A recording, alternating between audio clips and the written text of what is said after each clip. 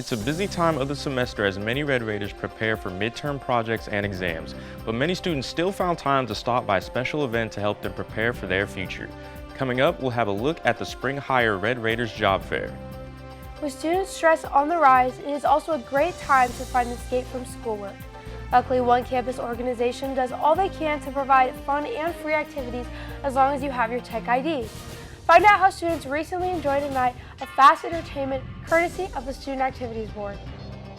And the sun is out, the temperatures are rising and starting to feel a lot like spring. What better way to enjoy the unusually warm weather than a day at the ballpark? MCTV's Aiden Wasson will let you know how you can cheer on the Red Raiders in person throughout the weekend in sports. This is the MCTV Weekday Update. Welcome to the Thursday edition of the MCTV Weekday Update. I'm Caden Simpson. And I'm Elisabeth Herring. The campus calendar has been busy again this week with lots of events and activities for students. And one of those options gave Red Raiders from across the university an opportunity to start thinking about their future plans, both beyond this semester and after graduation. Yesterday, the University Career Center hosted the spring edition of the Hire Red Raiders Job Fair. Students from across campus gathered at the Mackenzie Marquette Alumni Center to connect with representatives from a wide range of companies. Attendees could learn about internships, full and part-time opportunities, or just take some time to network and plan for their future career. The Hire Red Raiders job fairs are some of the biggest events hosted by the UCC each year, offering a wide variety of options for attendees. But yesterday's event was just one of several job fairs being held by the University Career Center this spring. The summer camp and nonprofit fairs have been combined this year to create the new Service and Impact Job Fair, and the annual Teacher Job Fair is also coming up next month. If you would like to check out a full calendar of events as well as learn about the many other resources available throughout the UCC, visit careercenter.ttu.edu for much more information. Each fall and spring semester, Texas Tech School of Theater and Dance showcases the talents of Red Raiders through a series of performances at the Majan Theater Building. But this past weekend, the program's faculty members also had a chance to shine. On Sunday afternoon, Dance Tech 2026 wrapped up a 4-day run on the Majan main stage. The annual showcase of Tech's dance program included multiple performances of new routines choreographed by faculty members in the department. But this year, members of the theater department also participated in the performance. Each set featured different styles of dance accompanied by dramatic elements, giving dozens of students a chance to show off skills they have learned through the program. Dance instructors Melissa Brading choreographed one of the show's 5 segments based on this year's theme, Rites of Spring.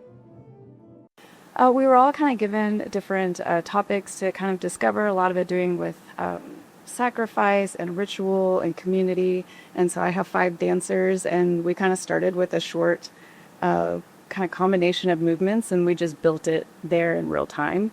And I think we've come up with something really beautiful. This year's edition of Dance Tech marked the first time that the theater department collaborated on the show.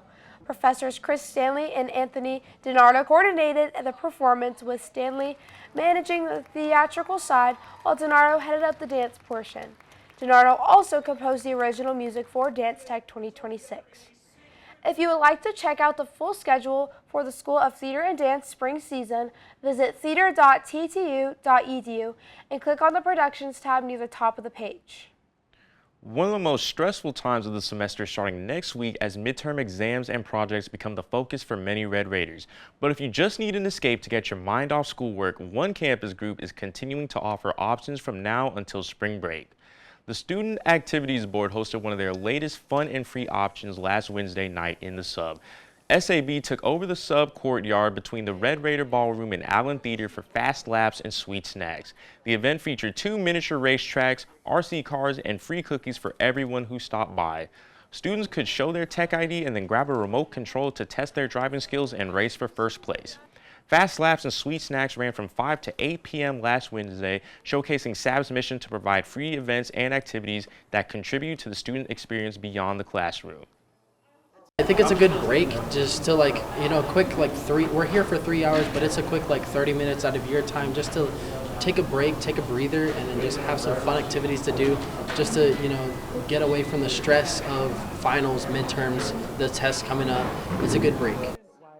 Last week's event was one of the Student Activities Board's last entertainment options for February, but the group has a final option for the month that offers students a chance to give back to the Lubbock community.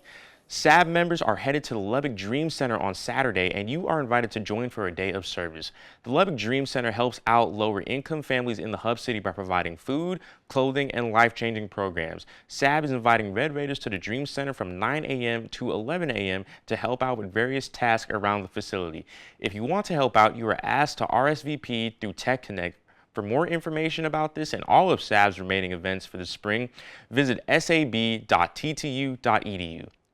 The West Texas weather has been a lot more consistent this week than most of February, but considering that it's still winter, this week hasn't felt like what Lubbock residents usually expect during one of the coldest months of the year. So what can we expect for the final days of February and the beginning of March? Elizabeth is in the MCTV Weather Center with details on the weekend's forecast. Elizabeth? Yeah, well, as we take a look out at our MCTV tower cam today, you can see there's actually some green on the grass, and that's something you wouldn't normally see until March. Keep in mind we are in February, so it has been a warmer winter for sure, minus that snowstorm, of course, that we had. But temperatures have been much warmer than normal, about 30 degrees on average, warmer than normal. Today, highs across the South Plains in the 70s, lower 80s off the Cap Rock. And as we head into the next coming days, it's going to remain that way. Yesterday, we had a high just under 80. We hit 79 degrees.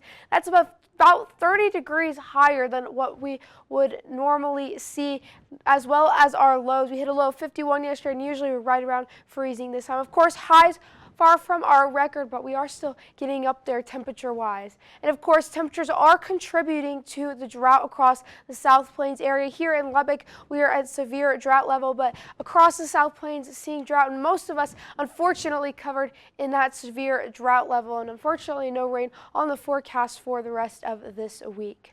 Tonight, lows in the South Plains in the 40s for everyone. As we head into tomorrow, temperatures similar than today, just slightly warmer.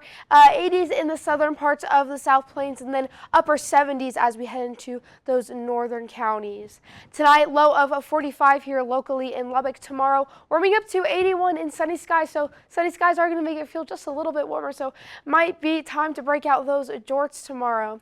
As we look into our 3-day forecast, Saturday, similar temperatures. Sunday, mid-80s, and as we head into the beginning of the week, we have a slight cold front coming in on Monday, dropping our temperatures back down to the 60s for our highs, and then remaining in the lower 70s on Tuesday, back in the 60s on Wednesday, and then getting back up into those upper 70s for Thursday. Lows next week in those mid-40s, so definitely unseasonably warm temperatures for this time of year. And keeping that in mind, unseasonably warm temperatures along with the lack of rain and that drought, just keep in mind that fire danger is a risk, and just to keep an eye out with your outdoor activities. I'm Elizabeth, and it's back to you. Thanks, Elizabeth. With the spring-like weather continuing this weekend, it should be a great time to get outside and enjoy the warmer temperatures. But if you aren't sure what to do, Texas Tech Athletics has some options here on campus for you to get some sun while cheering on Red Raider teams to victory. MCTV's Aiden Wasson joins us now with a preview of lots of action on the diamond and details on 2 other teams who are wrapping up their regular season in sports. Aiden? Thank you, Caden. As Tech softball and baseball look to keep their seasons rolling heading into this weekend, Red Raider basketball continues to make their case for a high seed in March Madness despite the loss of JT Toppin last week. We'll also take a look at our Lady Raiders and see if they could bounce back after a tough loss on Saturday. But for now, let's take a look at softball. After another blowout win on Sunday, it's safe to say that our softball squad has been killing it this season. They currently stand at 16-1 with key victories against number 11 Texas A&M, number 6 and 7 Florida State, and number 23 FAU. Texas Tech has now won 5 straight games, and they'll continue to bring that same energy when they showcase their skills for their first home game of the season against Abilene Christian today to start the Janine McCaney Memorial Classic at Rocky Johnson Field. So make sure to show out for our softball squad at 5 p.m. today and root them on as they look to extend their win streak to 6. And if you can't make it today, you have 5 more chances to catch them in action through Sunday. Though the start of the season was rough with 3 straight losses to D1 opponents, Tech Baseball has made a stellar turnaround to their season. The Red Raiders extended their win streak to 5 after a 4-game sweep against the University of Albany. This was their first time Texas Tech has swept a 4-game series since 2023, and they certainly are hoping to keep adding on to this win streak as they start a 3-game series against CSU Bakersfield at Danlaw Field. The first match of this series begins tomorrow afternoon at 2 p.m. So if you're looking for something to do after classes, go out and cheer on your Red Raiders as they look to improve their record once more.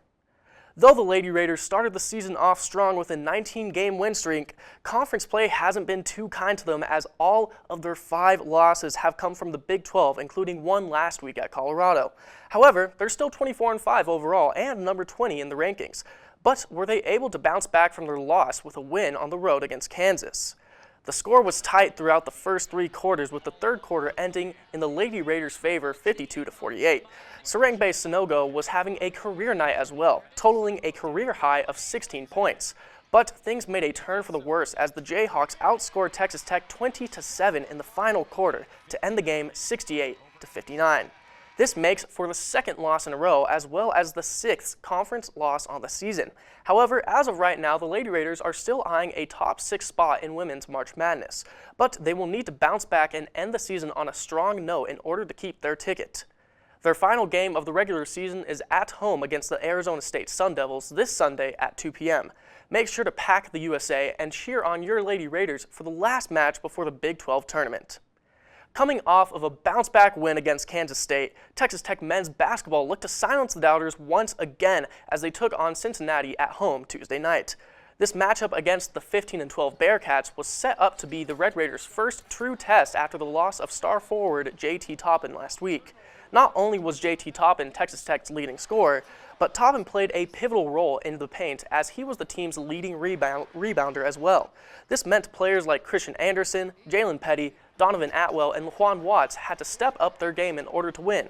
And several players rose up to the challenge as point guard Christian Anderson recorded his 10th double-double this season with 31 points and a career-high 11 rebounds. Texas Tech seemed to struggle early as they were down by as much as 9 points in the opening half, but they found their groove as the half went on and they took their first lead of the game thanks to the automatic bucket that is Jalen Petty when he shot a 3-pointer to make it 34-32. Texas Tech then took what was a 7-0 run and turned it into a 15-2 run to end the half, 42-34.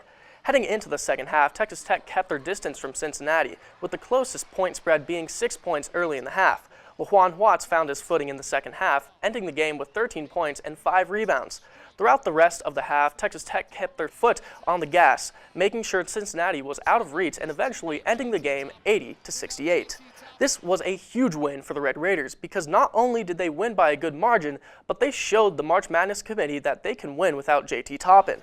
But the biggest question heading into this weekend is, can Texas Tech win against a top 5 team on the road without their star? The latest bracketology has Texas Tech sitting pretty at a 4 seed in March Madness tournament. But with Texas Tech's upcoming schedule featuring a number 4 and a number 19 seed on the road, their top 4 ranking is in jeopardy. But if Texas Tech can win once again and prevail against the odds, our Red Raiders could be looking at a top 3 ticket to March Madness. Men's basketball next game is this Saturday at 3 p.m. on the road against number 4 Iowa State. This is a huge game with a lot on the line for March Madness rankings as well as the Big 12 tournament seeding. So make sure to tune in on CBS. That's all for Tech Sports. Back to you, Caden and Elizabeth. Thanks, Aiden. The museum at Texas Tech University contains a number of permanent exhibits showcasing the history of the Lubbock and West Texas areas, but there's also several rotating galleries that feature special exhibits throughout the year. And if you happen to be a fan of the British television and fashion, you currently have a chance to check out a special limited exhibit.